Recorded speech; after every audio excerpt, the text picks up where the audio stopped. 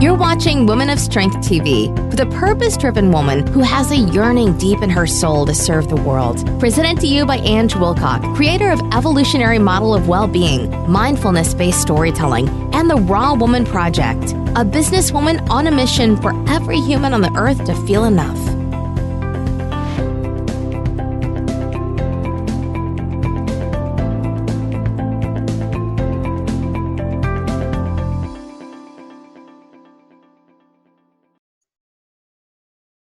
So welcome to another Woman of Strength podcast and Woman of Strength TV. And I have an amazing guest with me today, Shelly Petersen. And I just want to say welcome, Shelly, to our podcast and Woman of Strength TV. Thank you so much for having me. I'm so happy to be here. Oh, and it's incredible to have you here too. And I'm going to do as I always do. I'm going to read you out Shelly's bio.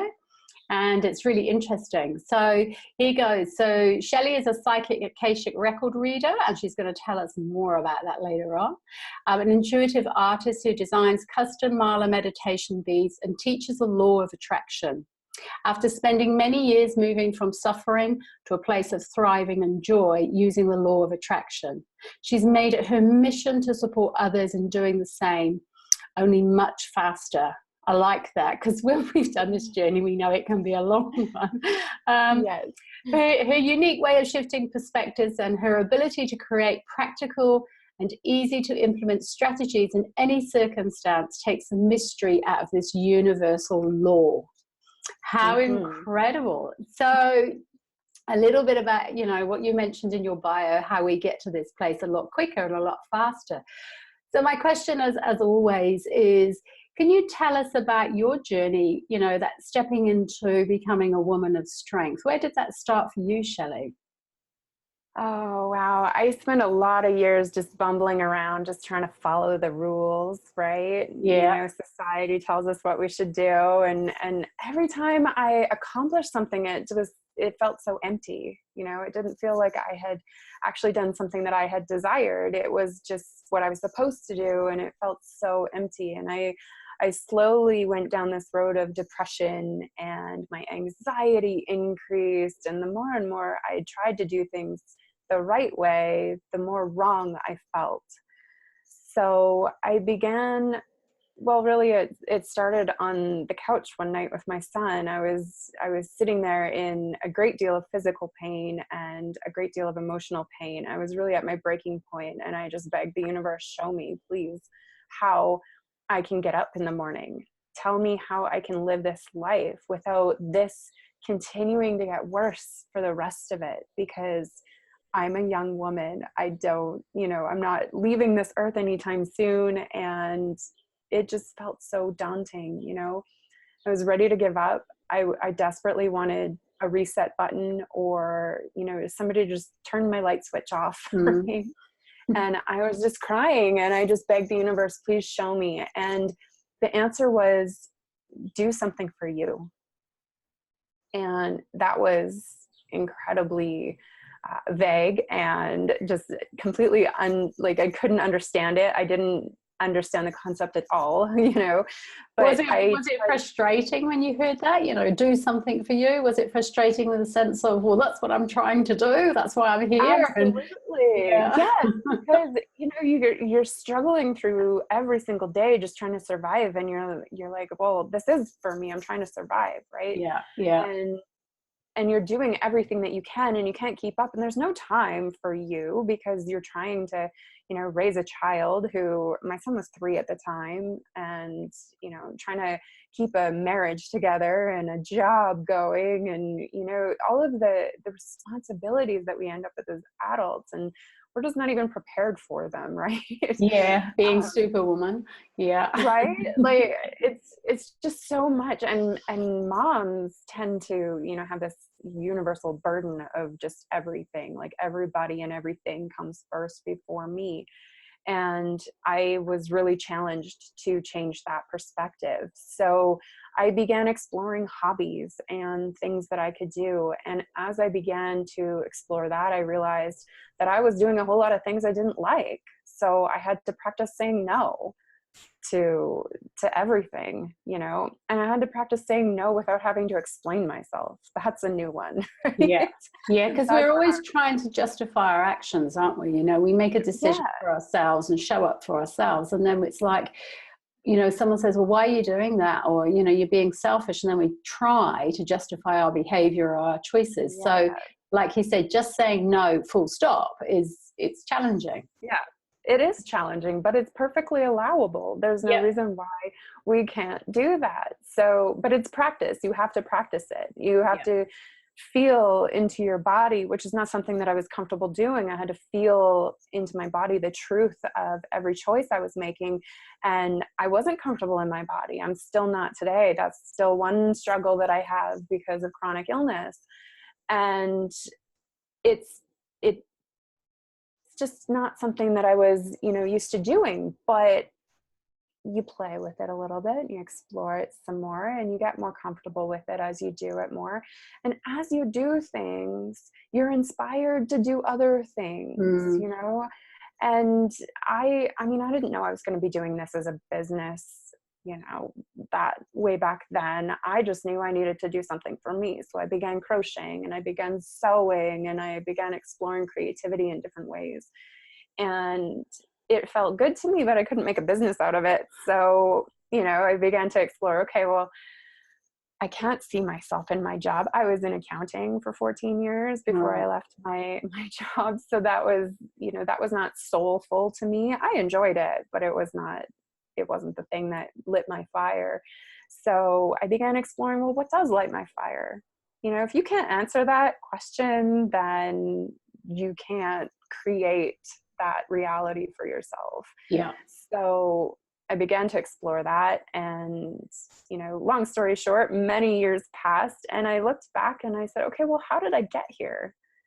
And I realized that it was really the law of attraction I was working with. And it's funny because when somebody, you know, in my dark moments mentioned the law of attraction, I wanted to sort of strangle them. Yeah, I think we've all been there, haven't we? You know, we're in this place of despair or desperation, and someone goes, well, you know, you attract into your life what you're putting out. And it's like, I don't want to hear that. You know, how dare you say that to me? Exactly. I was like, I'm not choosing this. This is not what I'm choosing. Yeah. And the thing is that we do it unintentionally, and it's really easy to do it unintentionally because the law of attraction works just like gravity does, whether we believe in it, whether we use it intentionally or not. So my mission is to get people using it intentionally in so many different ways, because the other thing too is that it's not just about money. It is literally about every single experience that you have in your life. And you can improve absolutely every area of your life using the principles of the law of attraction. So I looked back on my experience and I realized that I had shifted my perspectives. I had shifted the way that I was looking at situations. You know, Wayne Dyer says, when you change the way that you look at things, the things you look at change. And it's so, so true. And when I realized what I'd done, I realized that there was a whole lot of people in the world that needed to know that process. They needed to know how I got there. So I began asking myself and my guides, share with me, what was it that I did? Because I didn't do it on purpose. I stumbled into it. And I began to discover the ways in which I was working with it. So then I began to work with it intentionally, and I began opening new doors, and more things were coming in. And that's kind of how the Akashic Records came to me, was, you know, just an exploration of how do I extend the readings? How do I deepen my connection to source? How do I explore more with the law of attraction? And the Akashic Records is the energetic container of all of the wisdom of everything that ever was, is, or could be. So it's like the ocean. It's infinite in the possibilities that we have before us. And my little piece of the ocean is like a handful, right? And every reader has their own little separate area of the ocean, and they read that little piece, and the possibilities are just endless within that energy in that area. So I read energy. I connect with the Akashic Records, and I practice the law of attraction every single day. And I share that with as many people as will listen to me, because it's just such a powerful thing. So. Brilliant. And I'm sure that what our listeners will want to hear a little bit more about is how do you consciously set those intentions? So you spoke about, you're consciously using the law of attraction and setting intentions around that, obviously about how you want to be and how you want to show up in your life and what you want your life to look like. So give our audience some examples of, one, how you did that and how it manifested itself, and then two, how they step into that belief system too, because it is a belief, isn't it? Whatever we believe in is what comes true. And yeah, so yeah, start from there. Give us some examples of what you did intentionally to create what you've got today, and then secondly, what our audience can do. Right. So I got really clear, and that took me a long time to get the clarity. I had to build on it, right? It was a progression of building on it. Now I can sit down and look at something and say, okay, what do I really want here? And I can clearly outline it. But before it was, I just want to feel better. Yeah. And that is super, super vague. So when you walk into an ice cream shop, for example, and you say, I would like something really delicious, they're probably not going to be able to fulfill that order, because it's just like, they have how many options? You haven't given them anything to work with. Yeah. So that's what it's like when you say, I just want to feel better. I just want to be happy. I just want to be loved, right? So we want to get clear. What does that mean? Because if you say, I want more love in my life, you could end up with a puppy or a child or a really clingy boyfriend. And I don't think any of us want one of them. So we need to be clear about, what does that mean? What does love mean to you? What does that look like to you? And really define it. And the thing about that is it's counterintuitive. And most of this work is simply because we think that putting those parameters on it is creating boundaries and limitations. But what you do is you don't stay locked in, rigidly stuck in that one thing. You say, okay, I would really like, I'd like a partner who supports me and, desires to do his own things, but also would love to do some of the things that I love to do. And you define it, but you leave things open for possibilities. One of my favorite quotes is, leave room in your heart for the unimaginable. And that just feels so good, because then the universe can surprise you, because honestly, the universe has way better, tools and everything at it. The resources that the universe has is unending, but also the imagination way bigger than our human brains can even conceive of, right? Yeah. So we want to get clear, but we want to leave room for the possibilities. We also want to really believe in ourselves, in our journey, in our mission. And we have to believe in that, even if it doesn't look clear to us right now, right? Because I didn't know I was going to be sitting here talking to you, 3 years ago. I didn't know I was going to be doing this full time, but I believed that I could. And I took the steps daily to work myself towards that. Yeah. So I actually have a free program, which I would recommend as the answer to your question about what others can do to begin this process of stepping into what you actually desire. And it walks you through really easy steps of getting clear on what you want, practicing feeling those things, and what is it going to feel like to have those things, and taking actions to feel those things now, so that you're aligning yourself with the energy of what those things mean to you, and celebrating ourselves, because we just we don't celebrate our wins. And the more that we acknowledge and recognize when we receive, the more we will receive. Yeah. So I actually have a journal that I write in every single day, and it's just a date, and I just write down things that come to me. So my mantra is that everything I desire comes to me easily with grace, and every single thing that feels like it fills me up in some way gets written in that book. And Right. it's so special. It's kind of a combination of acknowledgement and gratitude. So yeah, and we'll put the link to that free program at the bottom of this interview. But the other thing that I'd like to say, you know, what you've raised about journaling, I mean, journaling is so, so powerful, and people don't understand the power of it.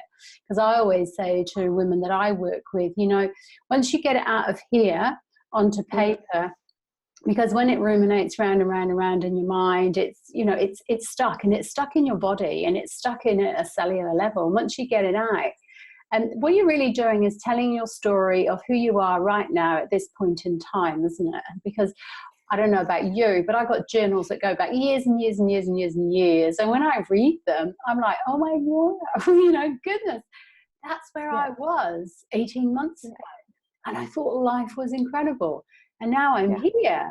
And like, life is amazing. And like you said, the universe has got so many surprises for you. So yeah, it is. It's, you know, thank you for bringing that up about journaling, and just about how we never have any idea about where we're going to go to next. I mean, it's the same. I didn't know that I was going to be interviewing you either, because what happens is the Woman of Strength podcast and TV came about very, very similar to your story around, I want to get out there, I want to do stuff, I want to be able to enable women to tell their stories and tell my own story. But then it was like, well, I'm not ready, I'm not polished, I'm not this, I'm not that. You know, we do the whole comparison, the limiting beliefs come out.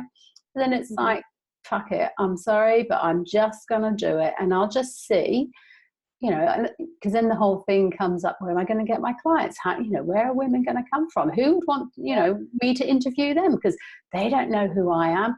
Wow, well, what a silly story I was telling myself. So, you know, I love it when us women come together, because we are so, so powerful, and our stories are so powerful. So absolutely. And I think that we all go through that process of, well, I can't, and how could it possibly, you know, we all get stuck in the how. It's really easy to let ourselves get, you know, stuck with all those little voices around. And the thing is my program also teaches us how to move through the ego voice and to deal with that as well, because it's programmed with information that we learned and absorbed into our knowledge base before we even have memory. So we didn't have the filter to weed it out then, and we don't know it exists now. So it's hard to be able to say, oh, well, I've worked on my limiting beliefs, because honestly, most of them come from a time when you don't even know that it happened. So we've got to keep peeling back the layers. And and we all go through that. We all have that voice. It doesn't matter how much work you've done around this. It doesn't matter how, you know, how high up in the hierarchy of people, you know, famous, otherwise, everybody goes through this process of, well, who am I to do this? Who am I to step out in front of these people and speak to women and help them rise? You know, who am I to read cards or connect with energy, or, you know, heal people with Reiki? Whatever it is that you're doing, we all have that. We all have that doubt. Yeah, absolutely. And it's like you say, it doesn't matter how famous, in inverted commas, you become, you still have that. You know, those things still show up for you, because we are, you know, we're humans on a journey, and we've got this incredible thing here that we call the mind, and we tend to function from that 80% of the time. And then when we really connect to the heart and the soul, that's where our real truth is. But the journey is endless, isn't it? I mean, it's like, you know, the law of attraction is infinite. So it is just, we're just on that journey. And I think when I certainly find in my life that when I accept that the universe has got my back, that it's always showing up for my greater good. But when I let this lead, you know, that's when I fall over. That's where pain comes in, you know, and all of those emotions that sometimes on a daily basis feel really, really difficult to deal with. But then when you sink into that space of heart and soul, you're like, okay, it's just a story. It's just a story. It's a story I've created. I can stay in it or I can step out of it. That's right. Everything, absolutely everything is a choice. Yeah. Everything is a choice. Yeah. One of the biggest catalysts for me to actually be motivated for change and to actually take the steps into my biggest fears was the quote by Byron Katie, suffering is optional. Yes. That one knocked me on my butt so hard. And I just wanted to choke her, I was so mad at her for saying that. And then I began to see the ways in which I was choosing drama, and I was choosing pain, and I was choosing exhaustion. And we have other choices always. Yeah. Yeah. And it's usually when we're in that point of suffering, because that message has been out there a long time, and you've probably seen it many, many times, that quote, but never noticed it. But when we're in that place of suffering, it's like the soul is going, here it is. You can make a choice now. You can stay there or you can move from it. And I don't know about you, but I do have I don't know if it's a belief or a sense of that everything arrives, in its perfect timing. It is absolutely perfect timing, because some people go, well, if you know what you know now, why is it taking you to this age to do this work and be in the space you're in? And I go, because I've had to learn all the way through this process. I see young people out there in their 20s and 30s, and there's this part of me that goes, oh my goodness, I wish I knew what they know now. They're out there just doing their thing. They've got, they're so connected to their soul work. And I'm like, I didn't know that in my 20s. But then I say to myself, but that's okay, because, time is infinite. So this is in this lifetime, this is my role. This is what I'm here for. And so the learning is great. And when we accept that and stop comparing, there is no such thing as suffering, is there? I don't believe anyway. No, not unless you choose it. It truly does not have to be that way, and even the worst of circumstances, if you look at it with a different perspective and you can see the value in the situation, which I know is probably going to trigger some people too, but it's true. Like you can always find a positive somehow. There's a lesson, there's something speaking to your heart. It's showing up for a purpose. Everything shows up for a purpose. Yeah, absolutely. That's fantastic. So, Shelly, what's one little gem that you can leave our listeners right now? So if there's someone who's in that place of, say, suffering, hurt, pain, whatever those, feelings are, what is it that you could offer them stepping out of that and making a different choice? It can be simple and it can be easy, and it doesn't have to take a long time. It is as simple as choosing what feels right to you and what feels good to you in this moment and every moment going forward. Committing to yourself, that's it. That is the biggest, hardest thing that you will do. Yeah, and that's so true. If we look at it moment by moment, because people are always projecting themselves so far forward in the future, isn't it? And so, moment by moment. Thank you. Yeah. Well, it's been fantastic to interview you and hear about your journey, because there'll be so many women that will connect to that, that whole sense of, falling out, basically sort of falling over. There you are with your son, asking the universe, what is it that I need? What is this about? And getting the answer, but taking your time stepping into that answer. And so thank you so much for sharing. Thank you so much for having me. It's been wonderful. Thank you.